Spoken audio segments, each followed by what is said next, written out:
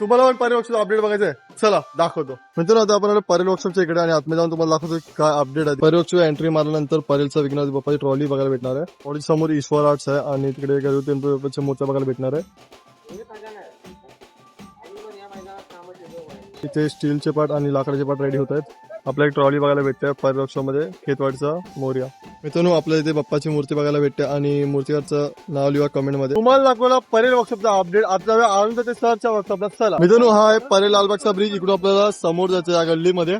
हा गेट आहे, इथून लेफ्ट मारायचा आणि समोर अरुणचा वर्कशॉप आहे गार्डन मध्ये. मित्रांनो आजच्या वर्कशॉप आहे तुम्हाला 5 ते 6 ट्रॉल्या बघायला भेटणार आहे. कृष्णानगरचा राजा, कोलबाट लेनचा राजा, बाप्पा ट्रॉलीवर नाव नाही लिहिलंय. मुंबईचा एकता राजा धारावी या पण ट्रॉलीवर नाव नाही लिहिलंय. मित्रांनो या ट्रॉलीवर पण नाव नाही लिहिलंय, मंडळाचं नाव लिहिलंय. ही आहे एंटोफिलचा महाराजा बाप्पाची ट्रॉली. आत आपण बाप्पाची मूर्ती बघायला भेटते. वर्कशॉप मध्ये बांधकाम चालू आहे.